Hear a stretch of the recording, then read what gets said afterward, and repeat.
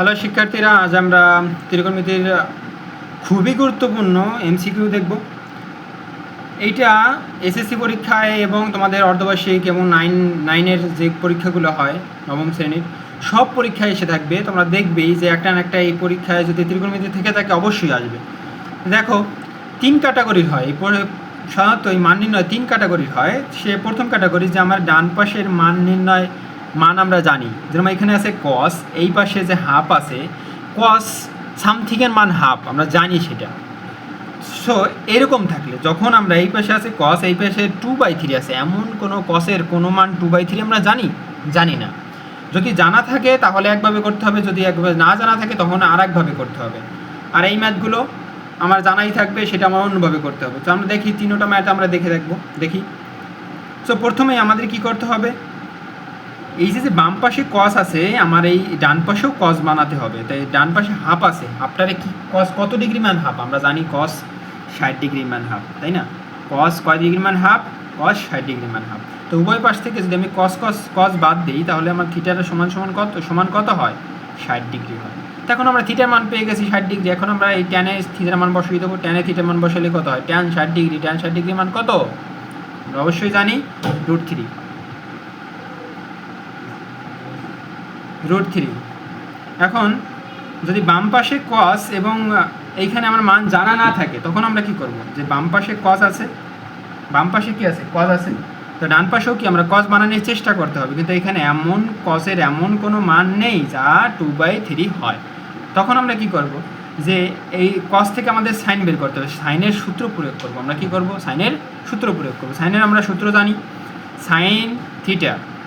এইখানে কস থেকে সাইন আনার জন্য সাইনের একটা সূত্র জানি আমরা, কস থিটার স্কোয়ারের সূত্র জানি আমরা। স্কোয়ারের সূত্রটা কী ছিল, 1 - cos স্কোয়ার থিটা, তাই না? কিন্তু আমার এইখানে তো স্কোয়ার দেওয়া যাবে না, আমরা মূলত লাগবে কি, শুধু সাইনের মান লাগবে। তখন এইখানে এই পাশে একটা কী হয়ে যাবে, রুট হয়ে যাবে। তখন আমরা করি √1 - cos থিটার মান কত ছিল, 2/3 ছিল।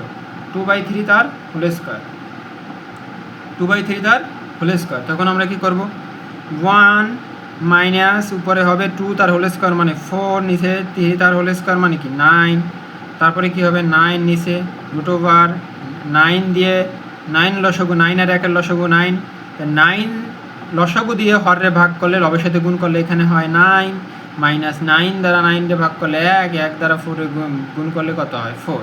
তো উপরে কত রইল, উপরে রইল হলো √, এই রুটটা আমি উভয় পাখে লিখি, উভয় মানে লবেও লিখি হরেও লিখি। তো উপরে হবে √5 এবং নিচে হবে যে 9 রুট করে আমরা কত বের হয়, 3 বার হয়, 3 বের হয়। তাহলে এটাই আনসার, তাই না?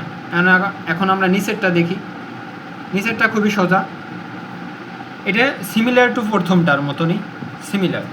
এখানে দেখো যে আমরা কটের মান, এইখানে আছে কট, এইখানেও আমরা কী করবো, ডান পাশেও কট বানানোর চেষ্টা করবো, সেম প্রসেস। ডান পাশেও আমরা কী বানানোর চেষ্টা করবো, কট বানানোর চেষ্টা করবো। তো এখানে কট কত ডিগ্রি মান, 1/√3, কট 60 ডিগ্রি মান, আমরা সবাই জানি কট 60 ডিগ্রির মান। তাহলে আমরা কী করবো, যে কট উভয় পক্ষ থেকে কি বাদ, কট উভয় পক্ষ থেকে বাদ, তাহলে থাকে কি থিটা -30 ডিগ্রি সমান 60 ডিগ্রি। তাহলে থিটা সমান কত ডিগ্রি হবে, থিটা সমান এই যে 30 এই পাশে এসে কী হয়ে যাবে, এটা মাইনাসের আছে, ডান পাশে এসে প্লাসের হয়ে যাবে। তখন হবে থিটা সমান 90 ডিগ্রি। তখন আমরা থিটার মান বের করব, মানে থিটার মান জানি, এখন সব কিছুর মান বের করতে হবে, সাইন কস ট্যান সব কিছুর মান বের করতে হবে। ট্যানের মান বের করতে বলছে, ট্যান 90 ডিগ্রি মান কত, ট্যান 90 ডিগ্রি মান কত, অসংজ্ঞা, এই তো আমরা সবাই জানি অসংজ্ঞা, এই তো বুঝতে পেরেছি। এইভাবে আমরা ম্যাথ এমসিকিউ খুব সহজে করতে পারবো। সবাই ধন্যবাদ। পরবর্তী ভিডিও দেখার জন্য আমন্ত্রণ রইল।